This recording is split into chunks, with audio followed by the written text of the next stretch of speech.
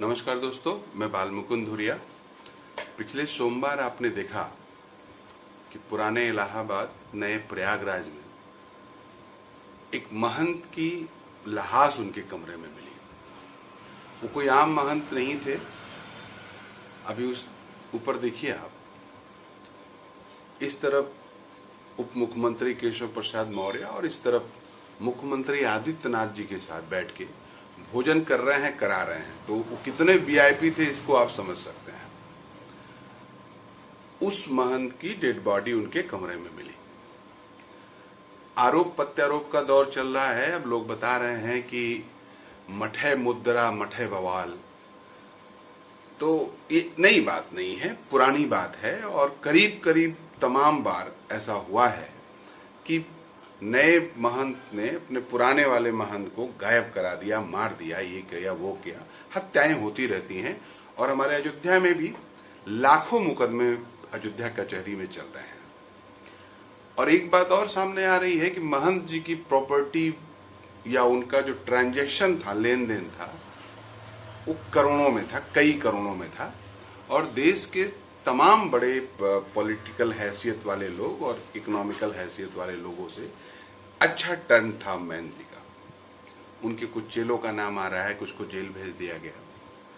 लेकिन मसला ये नहीं है। मसला ये है कि लोग कह रहे हैं कि महेंद्र गिरी की हत्या हुई है, ये आत्महत्या नहीं है। कारण क्या है? कारण ये है कि महेंद्र गिरी जी लिखना नहीं जानते थे, खाली दस्तखत करते थे। और वो 7-8 पन्ने का सुसाइड नोट कैसे लिख सकते हैं या अपनी वसीयत कैसे लिख सकते हैं, ये बात पूरे इलाहाबाद में चर्चा है, प्रयाग में चर्चा है और मीडिया उडिया पे भी दिख रही है। लेकिन दोस्तों, क्या इससे आगे आपको नहीं सोचना चाहिए कि एक आदमी पढ़ना लिखना नहीं जानता है और संघर्ष इंडस्ट्रियल से ज्यादा वहां हो रही है और रिजल्ट किल करने तक का है। रामदेव जी के ऊपर भी इसी तरह का कुछ आरोप है कि उन्होंने अपने गुरु का क्या किया क्या नहीं किया, वो आप जानिए। उसके बावजूद भी ऐसे लोगों को सरकारी संरक्षण क्यों रहता है? उसके बावजूद भी ऐसे लोगों को पॉलिटिकल बर्दरी क्यों रहती है? राजनीतिक लोगों का संरक्षण इन पे क्यों रहता है? जरा सोचिएगा। हमारा इस पे बहुत मसला नहीं है, दुख है, एक आदमी मर गया, सुसाइड कर लिया, आत्महत्या कर लिया, किलिंग कर दी, ये जांच का विषय है, खुलासा होना चाहिए। लेकिन हमारी आपकी आस्था के नाम पे उनकी झोली भरती है और वो चूंकि हम पे थोड़ा प्रभाव रखते हैं, इसलिए पॉलिटिशियंस उनके आगे नतमस्तक रहते हैं, उनसे गलबहियां करके चलते हैं। कुछ तो लोचा है। और आपकी जिंदगी जो नरक बनती है उसमें इस लोचे का प्रभाव है।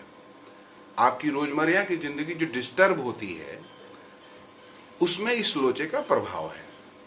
अब कहना नहीं चाहिए, आदमी मर गया तो उसके बारे में आलोचना क्या, लेकिन लिखना पढ़ना नहीं जानता आदमी और एक तथाकथित सीडी के डर से जिसमें वो आपत्तिजनक स्थिति में है, वो खुल जाएगा तो बदनामी हो जाएगी।